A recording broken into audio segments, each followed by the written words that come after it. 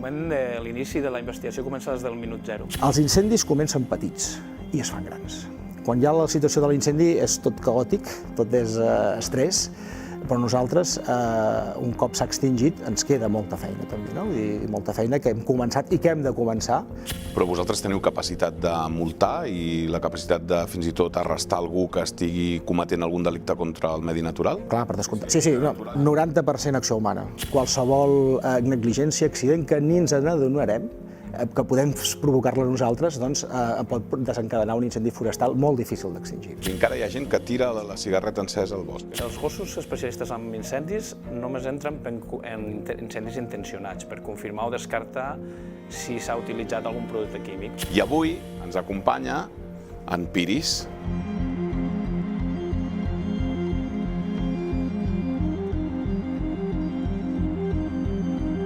Hola i bon dia, benvinguts a una nova edició de En Cos i Ànima, el podcast de conversa amb diferents actors dels cossos d'emergències de la Generalitat de Catalunya. Avui volem parlar dels agents rurals i concretament d'una de les tasques més complexes que tenen, que és la investigació dels incendis forestals. Quin és el seu origen i sobretot quina ha estat la seva causa, amb la intenció de preveure'n més, que no hi hagin més incendis. Per això ens acompanyen en Lluís Pallarès. Què tal, Lluís? En Lluís Pallarès és sotsinspector dels agents rurals i també ens acompanya en Sergi Fonseca. En Sergi és agent major dels agents rurals. I avui ens acompanya en Piris. En Piris és un altre agent, podríem dir-ho així, Lluís? Un altre membre dels agents rurals. Què hi fa en Piris aquí? Ho havia sigut, actualment està jubilat, ja fa 3 anys que està jubilat, i en Piris va ser, diguem-ne, el primer gos a Catalunya que podia buscar i detectar accelerants del foc en incendis forestals. Accelerants del foc serien aquells productes químics que en incendis intencionats la gent acostuma a posar perquè el foc iniciï d'una manera més ràpida. De fet, tu havies sigut responsable, no?, de gestionar els gossos de la unitat canina? Fins al maig d'aquest any, de 2024, vaig ser el coordinador del grup especial caní, on una de les especialitats és la de detecció d'accelerants del foc. Més tard en parlarem d'aquesta investigació, però ja que estem parlant del paper dels gossos, fonamental en la investigació d'un incendi, el paper dels gossos? Diguem-ne que el que fa és obrir un altre camí, fins a un punt entren en acció els especialistes, com seria el cas del Sergi. Totes i cadascuna de les parts són cabdals per la investigació, tant la de testimonis i la d'investigació que porten els agents majors d'incendis, i en el moment que ells arriben a un punt on l'incendi estableixen que és intencionat, és on entrenien els gossos, per intentar confirmar o descartar si realment hi ha aquesta substància. Més tard en parlarem, perquè abans el que vull és que m'expliqueu ràpidament què fa i a què es dedica als agents rurals. Quina és la vostra tasca? Sergi. Bueno, nosaltres el que fem és vetllar i protegir el que és el medi natural en tots els seus aspectes, en àmbits que van molt més enllà del tema dels incendis forestals, des d'una vigilància integral de policia i guarda d'aquests béns, ja sigui des del cinegètic, per tant tot el tema de la caça, també els espais marítims, que també s'han de tenir en compte, no només des d'un punt de vista de la platja que tant anem a gaudir ara a l'estiu, però també tot el tema subaquàtic que tenim aquí a Catalunya, en aquest cas tenim importància, valors molt importants des d'un punt de vista d'ecosistemes marins, però també inclús un tema de control de la pesca. I llavors també els aprofitaments forestals, tot el que fa referència a la gestió del territori des d'un punt de vista de la gestió del recurs fustaner, en aquest cas podria ser, el que fa els riscos que tenim ara en el medi natural, com podrien ser el tema de l'accés motoritzat, si no es fa amb mesura, l'impacte ambiental i, evidentment, els incendis forestals, que són el que potser ens veiem des d'un punt de vista més catastròfic. Això pel que fa a la investigació, que de seguida hi entrarem, però vosaltres també teniu un paper fonamental en la prevenció dels incendis. Quina és la vostra tasca per evitar que hi hagi incendis? Com us ho feu? Des d'una vessant, podríem dir, activa o ja més passiva. Llavors, l'activa és la que estem, tenim el Pla Alfa. Sí, això potser estaria bé explicar-ho. Vosaltres sou els responsables, per dir-ho així, d'aquell mapa de colors que de tant en tant ens trobem. Hi ha risc alt, risc moderat, risc molt alt d'incendi, amb aquell groc, aquell taronja, aquell vermell. Vosaltres sou els que ho elaboreu, o els que ajudeu a elaborar-ho perquè sou els que esteu sobre el terreny, no? Sí, llavors seria tot un tema, per exemple, anem d'una manera quinzenal, amb unes parcel·les que tenim en el medi natural, anem a prendre el que en diem les mostres de combustible, que perquè ens entenguem el combustible des d'una vessant de la gestió dels incendis forestals no és res més que la vegetació susceptible a ser cremada, no? Per tant, doncs, li analitzem la humitat, analitzem el seu estat fenològic, tot això ens dona una sèrie de paràmetres que ens posa en situació de si hi ha més o menys risc d'incendi. Després també el que tenim en compte és, evidentment, la meteorologia del moment, però també la meteorologia que hem tingut i la que preveurem. També tenim ara, s'està valorant, des d'un punt de vista de teledetecció, ja sigui amb fotografia aèria des de drons, però també des de satèl·lit. Com això sabem, la quantitat d'aigua que pot tenir la vegetació viva. Tot això ho fa el Servei de Prevenció d'Incendis, que depèn del Departament d'Acció Climàtica, i llavors fa un mapa de risc, que té colorets. Té un mapa de risc que el que fa és que valores el nivell que tenim de risc d'incendi. Llavors això és un mapa científic, per dir-ho així, fàcil d'entendre, però encara ho facilitem més quan això ja cau a la casa dels agents rurals, per dir-ho així, intentem elaborar un mapa el més administratiu possible, fins i tot amb una vessant política, perquè pot tenir aspectes socials, si hi ha època de la sega, però si tenim situacions de que una situació d'incendi a l'altra punta de Catalunya i que tenim el sistema de bombers molt ocupat. Tot això, llavors, elaborarem el Pla Alfa. El Pla Alfa són 4 nivells, 1, 2, 3, 4 nivells, i prou. Intentem sistematitzar-ho al màxim i que puguem informar, a través, gràcies a vosaltres, dels mitjans de comunicació, que ens pugueu arribar a la ciutadania i dir, escolteu, tenim la situació molt elevada, molt crítica, i qualsevol negligència, accident, que ni ens n'adonarem, que podem provocar-la nosaltres, pot desencadenar un incendi forestal molt difícil d'extingir. I ja per acabar-ho de rematar, sou els responsables de dir en aquest parc millor que no s'hi entri aquest cap de setmana perquè el risc és molt alt? O la decisió és col·legiada amb altres cossos? No, la decisió es fa a través del Pla Alfa. El Pla Alfa és el que té la capacitat de restringir accés a massissos, no necessàriament un parc natural, espais naturals, doncs és a través del Pla Alfa qui es marcarà. I no només això, sinó també activar l'Infocat de manera preventiva. El Pla Infocat, que és el Pla d'Emergències d'Incendis Forestals, també l'activaríem en una fase prèvia, depèn del nivell del Pla Alfa. Però sí, seríem els que, en base al mapa de risc que s'ha fet i aquesta decisió, que segurament el tema de la gestió dels incendis forestals ha de ser una lluita, per dir-ho així, integral, és a dir, amb diversos cossos, però per això des dels sotsinspectors a l'àrea central de Torreferrussa es pot parlar i definir quin nivell apropiem. Però, evidentment, la resolució final, que serà des del cos d'agents rurals, restringim, i de fet ara n'hi ha de municipis, de massissos restringits. Malgrat tot això que esteu explicant, malauradament acaben havent incendis, i allà és on comença el vostre paper. Primer per extingir-lo, però també per investigar-ne les causes. Quan us poseu a investigar l'incendi? Amb l'incendi en marxa o espereu que estigui apagat? El moment de l'inici de la investigació comença des del minut zero, des que tenim coneixement, que se'ns avisa, que ens arriba aquest avís d'aquest incendi. Les primeres unitats, els primers efectius que es desplacen a l'incendi ja comencen a realitzar la investigació. De quina manera? Doncs una de les primeres mesures és protegir aquella àrea d'inici, aquell punt on ha començat, i a partir d'aquí començar a treballar amb els testimonis que hagin hagut, la situació meteorològica, les condicions meteorològiques que ens poden donar una idea de cap a on ha evolucionat aquest foc, i posteriorment entrarien els agents majors d'incendis especialistes per investigar aquella àrea d'inici, que el que es fa, com explicava el Sergi després, és realitzar una marxa enrere fins a arribar mirant una mica, observant, analitzant les rastres que deixa el pas del foc fins a arribar a aquell punt d'inici. Imagino que només començar el foc, per exemple, la columna de fum ja dona molta informació, no?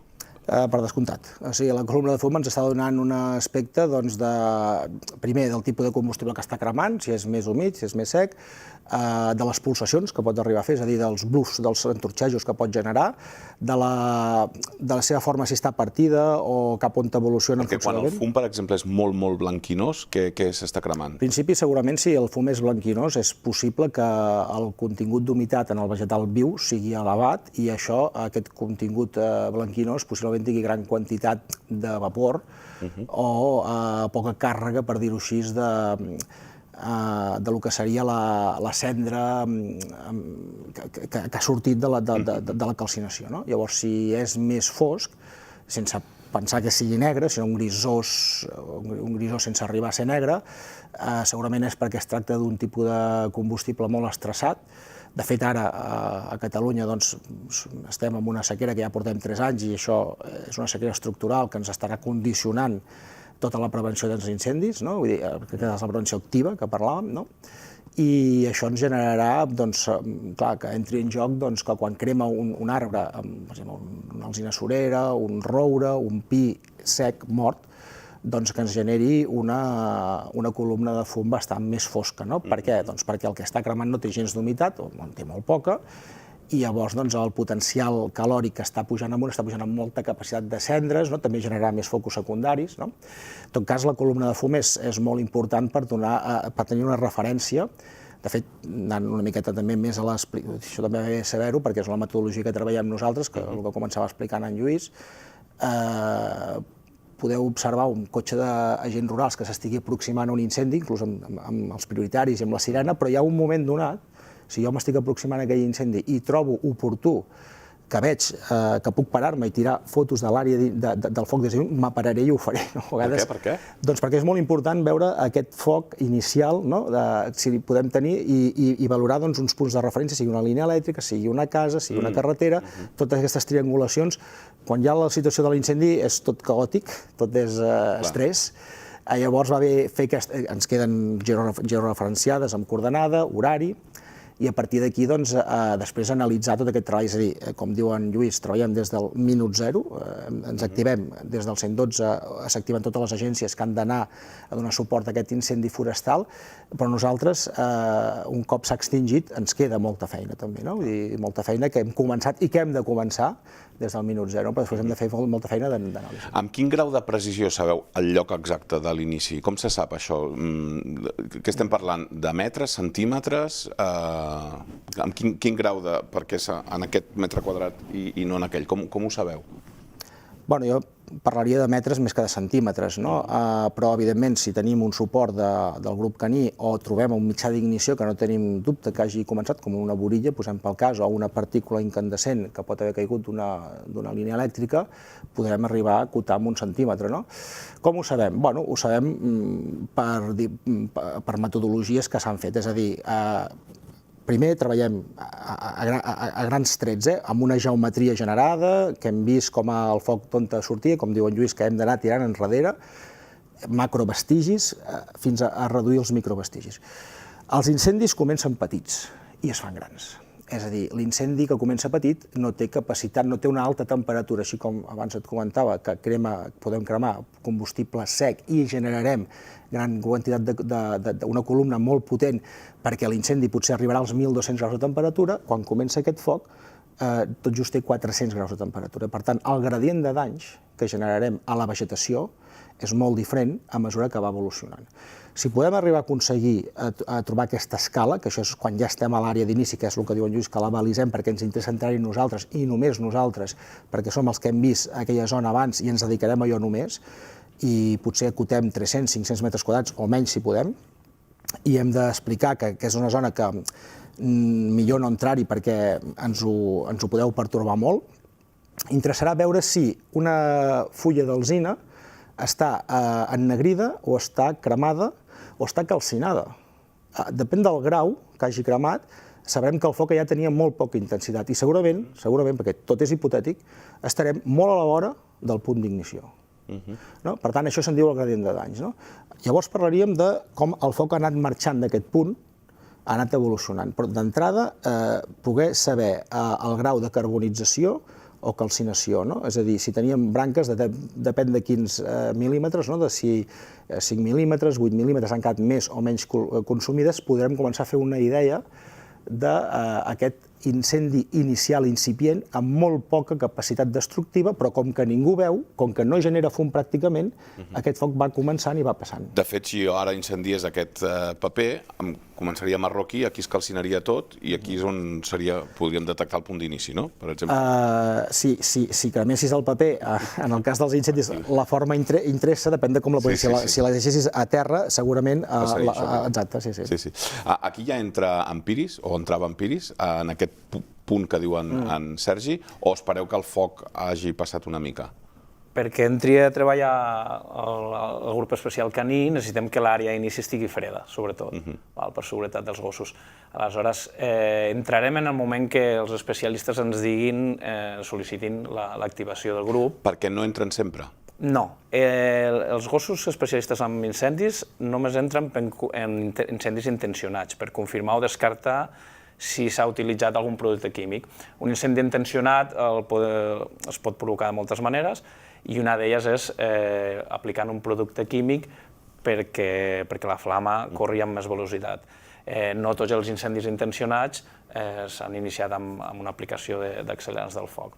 Per tant, en el moment que els especialistes estableixen que és un incendi intencionat és quan entren els gossos. En quant temps sabeu si un incendi és fortuït o és intencionat? No es pot parlar d'un temps precís, vull dir, ja pot haver-hi perfectament que arribem en un incendi i realment les evidències ens van portant cap a una àrea d'inici i veiem que ja hi trobem una radial amb uns treballs de manteniment de carretera o d'algú que ha fet un bufador i la persona que el feia servir ha detectat que provocava un incendi i ha mirat d'ajudar a apagar-lo i ho ha deixat tot allà, llavors això serà molt ràpid, però d'entrada obrim diversos fronts, diverses hipòtesis. En Lluís ha parlat abans també del tema dels testimonis, vull dir, hem de contrastar la prova física amb la prova humana, també, tot i que els testimonis els hem d'escoltar, també tot el que hem fet prèviament d'aquest reportatge fotogràfic, el suport que podem tenir aeri. Jo ara dir-te el temps seria molt agosarat. Sí, més aviat els indicis suficients per determinar que poden ser immediats o poden trigar dies, no? Sí, clar, és que poder detectar, aclarir si l'incendi ha sigut un accident, una negligència o una intencionalitat o una causa natural, que de fet són els tipus que hi ha, ho has de veure molt clar, no? Vull dir, llavors perfectament podríem dir, veiem una causa natural perquè veiem un llamp, però ens interessa activar el suport caní perquè ens cabi de dir, a veure que ens ho cabi de delimitar més bé. De què n'hi ha més? Ara la majoria d'incendis són els accidents i les negligències. De fet, I l'acció humana, no, clar, per descomptat. Sí, natural i acció humana, acció humana. 90% acció humana. 90% acció humana. 10%. I dins de l'acció humana, entre accident i intencionalitat? Sí, ara l'estadística sempre els números van ballant, però em sembla que estem això, no? 30... La intencionalitat ara mateix està amb el 23%. El 23%. La resta estem parlant d'accidents o negligències. Sí. Clar, llavors on podem fer prevenció, a part del tema de la intencionalitat, que és mirar de fer mesures de conscienciació social, d'intentar aïllar aquestes catàstrofes, no? Podríem dir, doncs intentar fer pedagogia amb el tema de la sensibilització per evitar negligències, no? I els accidents mirar de millorar cada vegada més quan fem servir, depèn de quins aparells. I dins de la negligència, quin és el més comú? La borilla, les radials? Doncs la borilla... A veure, aquí podríem separar dues coses. I encara hi ha gent que tira la cigarreta encesa al bosc. Sí, podríem parlar d'incendis que cremen grans superfícies o incendis o múltiples incendis. Hi ha incendis per borilla que cremen grans superfícies, però s'ha de pensar que el cos d'agents rurals investiga tots els incendis de vegetació que estan en terreny forestal i a la franja dels 500 metres. Per tant, carreteres que estan una mica lluny del bosc, també investiguem aquell incendi. I realment, puntes de cigarreta, la gent en llença i moltes. I això és molt important que ho puguem dir i que ens ajudeu a fer aquesta pedagogia, perquè la gent no té la sensació o creu que això no pot provocar una ignició i realment sí que la pot provocar i la provoca, de fet. I ho tenim trobem bastant bé l'àrea d'inici que coincideix amb una carretera i la gent passa i truca al 112 quan diu, surt fum. Difícilment ha anat una intencionalitat o una activitat perquè la gent la veuria, però que ens comença a sortir la columna. Això sí, és un moment molt concret, o sigui, potser es tira la borilla, a una hora, a una del migdia fins a les 3 o les 4 de la tarda, quan la incidència solar és més directa, amb una situació de baixada d'humitat, d'alta temperatura, amb una mica de vent que pot ajudar a facilitar, a generar el motor inicial de la ignició. I d'una quarta part d'aquests incendis provocats per l'acció humana, una quarta part, el 23% em deies, és intencionat. No per donar pistes, perquè n'ha sortit alguna, però què és el que més s'utilitza? Aquests accelerants, llumins, què és el que més utilitza el que vol incendiar? Amb què us trobeu? Ens trobem amb diferents temps, des d'artefactes incendiaris, retardants o accelerants. Suposo que l'incendiari o el piròman, que s'hauria de diferenciar, diguem-ne que potser tria, conscient o inconscientment. Perdona, és molt significatiu. Quina diferència hi ha entre incendiari i piròman, segons tu? Per què s'hauria de diferenciar? Socialment acostumem a anomenar piròman a tota aquella persona que provoca un incendi intencionat, però piròman, la persona que té una piromania, respondria a aquella en la qual ha estat diagnosticada. Perquè tingui alguna malaltia de tipus mental que li provoqui aquesta atracció cap al foc. Perdona, fet aquest incís em deies que hi ha diferents maneres que utilitzen i no sé quin grau de sofisticació us trobeu. Ens hem trobat d'artefactes de tots tipus. Evidentment no podem donar moltes pistes per la raó, però ens hem trobat artefactes realment enginyosos, tots casolans, i és el que parlàvem, alguns el que busquen és aquell retardant per poder sortir de l'àrea d'inici, altres el que volen és una ignició ràpida perquè allò agafi força, i en referència amb el que deia el Sergi en la investigació, quan arribem a l'àrea d'inici d'un incendi forestal que s'acaba de declarar i comencem una investigació, el que treballem és amb hipòtesis o amb línies d'investigació. El que deia el Sergi, per arribar a aquella causa, com sabem si és intencionat o com sabem que fes una lectura, una radiografia del lloc on estem i començar a identificar aquelles possibles causes i en base a la investigació anar descartant aquelles en les quals no tenim evidències. Així fins a arribar a la causa certa. A banda de la unitat canina, teniu moltes altres tècniques, m'imagino, per esbrinar aquí. I no sé si en els últims temps, amb l'avanç tecnològic, perquè deies que feu unes geometries, etc. Com ha incidit les noves tecnologies en la investigació dels incendis? O és una barreja de terreny i veure amb la ciència a través de components informàtics, no m'imagino? És un complement. Bueno, a veure, nosaltres a nivell de tecnologia, el que ens interessa molt, de la mateixa manera que jo comentava que on comença el foc és on hi ha menys temperatura i el gradient és menor, també és on es refredarà més ràpid, no? Jo recordo, antigament, quan vam començar a treballar aquí al cos, a investigar incendis, ens basàvem en que, clar, aquesta percepció també la tenen els bombers, no? Llavors, per tant, quan arriben els bombers a un incendi, l'àrea d'inici està apagada, perquè el foc és tan dèbil, si el foc s'ha de mantenir com a mínim en 400 graus de temperatura, ha de poder aguantar això. En el moment que li baixa aquesta temperatura, el foc es trenca aquesta cadena.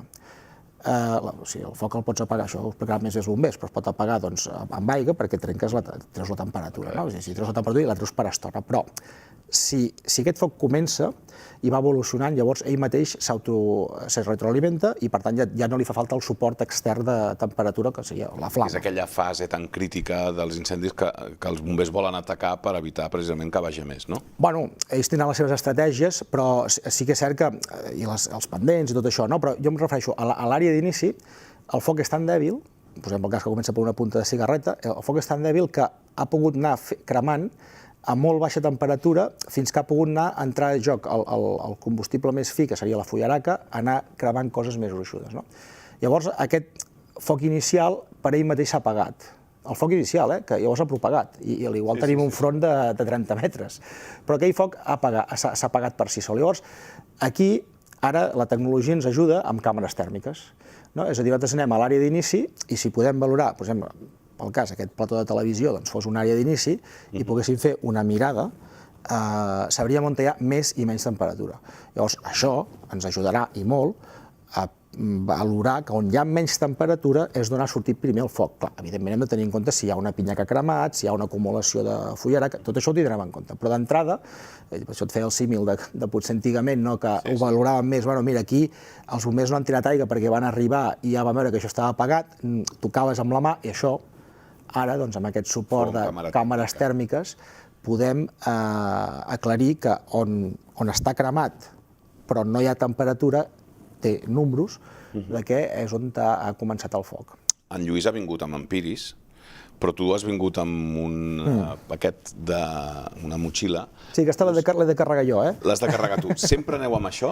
Sí, això és la maleta d'investigació que fem servir, encara hi ha més material, Sí. Passa que, així és bàsic, per exemple, hem parlat de les dades meteorològiques, això és un termohigròmetre per prendre dades tant de la humitat i de la temperatura. A partir d'aquí podem saber quina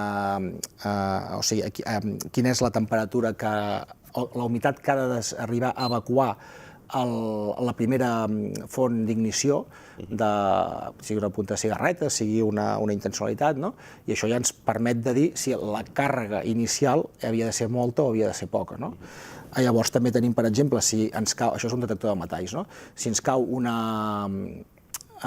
partícula d'una línia elèctrica, que suposo que potser empiris no la trobaria tant, llavors hem d'anar nosaltres, que és quan ens veieu ajupits, i començar a rastrejar a veure què ens marca, on ens marca una partícula de ferro, agafar-la, recollir-la, evidentment, perquè segurament ha tingut números que ja sigui... La famosa espurna. L'espurna cau a terra, i cau a terra o molt calenta, o sigui, ha de caure a més de 400 graus.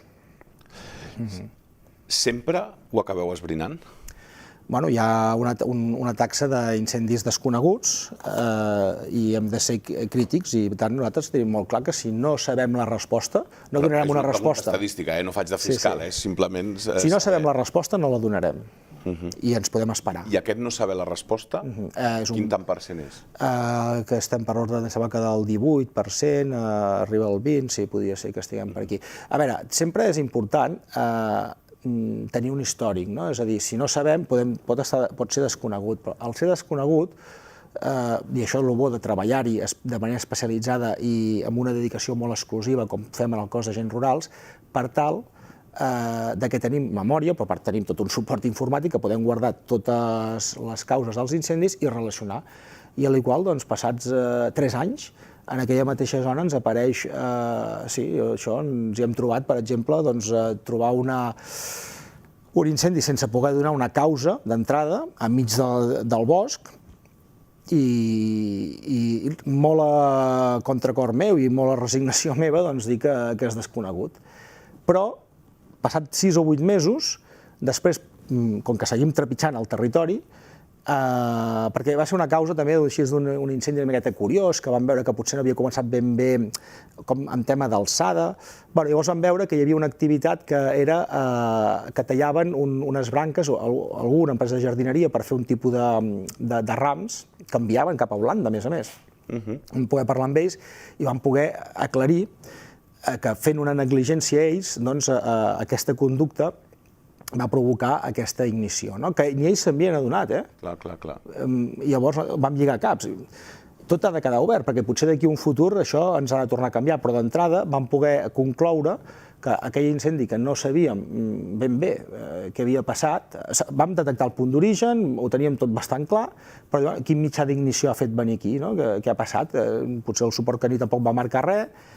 Doncs llavors, el fet de seguir, ja et dic, 6 o 8 mesos després, vam valorar que aquella activitat, el quadre indicador que parlava en Lluís, aquella activitat que no vam veure en aquell moment, perquè ja havíem marxat, va sortir l'incendi més tard, doncs la vam poder enllaçar. Imagino també que la irrupció de les xarxes socials i la gent fent-se fotografies també us dona pistes i us dona informació sobre activitats. Mira, doncs resulta que algú ha penjat una fotografia moments abans i aquí podia estar a l'inici. No sé si... Per descomptat, sí, perquè tot el tema de les fonts gràfiques, ara no vull dir que la gent vagi a tirar fotos, que no, això només faltaria, perquè no es posi un tenor, però sí que és cert que el suport gràfic que fa la ciutadania si ens els volen fer arribar, doncs nosaltres ens els mirarem, perquè ens és molt interessant i tant. Doneu-nos els detalls que vulgueu, parleu fins allà on vulgueu de la vostra intimitat professional, però quin és l'incendi del qual, si és que n'hi ha, algun us sentiu més orgullós de aquest em va costar saber-ho i finalment vaig acabar trobant la causa? Hi ha algun que recordeu amb especial memòria? Bueno, en el meu cas,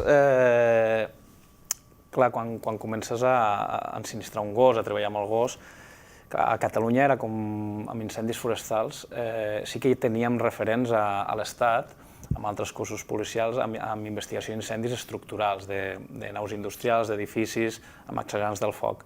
Però amb incendis forestals no hi havia un referent, no hi havia bibliografia, no trobàvem res. Llavors vam començar a treballar, diguem-ne, d'una manera assaig-error, a provar amb el Piris i clar, sempre tens el dubte de si quan arribi el moment en Piris respondrà, si li hauràs ensenyat realment el que necessitem saber perquè et marqui aquelles substàncies, perquè al final és un tema molt complex. Arribem a un lloc on s'ha destruït tot i el que queden són uns vapors d'una substància que són els que detecta. Que són els que detecta, els que ens interessa recollir per portar al laboratori. I jo recordo amb especial carinyo el primer incendi on, no sé si va ser el tercer o quart incendi que vam anar, on era un lloc on teníem una reiteració d'incendis de feia molt temps i arribar allà i realment va trobar un punt i es va seure, es va quedar quiet i em va mirar i clar, recordo el company, un gran professional que hi havia de gent major d'incendis, que es va quedar així com mirant, com serio, com que no s'ho creia, perquè clar, al final era algo nou. I vam agafar la mostra, vam portar a analitzar, va sortir positiu i a partir d'aquell moment va ser com un constant i, ostres, en aquell moment recordo una sensació de satisfacció de tot aquell treball que portes 2 anys fent endarrere. Perquè quin temps d'ensinistrament tenen ells des de que els agafeu, per dir-ho així, fins que van al camp d'actuació? Quant temps pot passar? Depèn molt del gos, de l'edat del gos, de l'aptitud del gos també. Si comencem a treballar amb un gos adult, com va ser el cas del Piris, doncs pot ser ràpid. Ara que ja en sabem i sabem què necessitem i com ho volem, podem estar parlant de 4 mesos, si treballem amb un gos adult. Si agafem un gos cadell, un gos jove, que primer l'hem de socialitzar, l'hem de treure totes les pors, que vegi diferents escenaris i després començar a ensinistrar-lo, fer-li una mica d'obediència. Aleshores, aquí ja parlem d'1 any, poder. Sergi, algun record que ens vulguis abocar? Jo, més que record d'algun incendi en concret, és que, a veure, l'any 94, jo abans de ser agent rural feia campanyes d'incendis forestals en el parc de bombers, les campanyes d'estiu. Llavors, quan l'any 94 va ser un any en què va haver-hi molts incendis, el 98 també, no? Llavors, clar, jo no estava en el món de la investigació, no? Però anaven apareguent incendis en un mateix incendi general, no? I es parlava molt de que hi havia aquesta llegenda rural, no? De que si algú agafava un conil, l'embolicava amb un llençol i posava benzina, o que s'estaven provocant molts incendis allà al mateix actuar.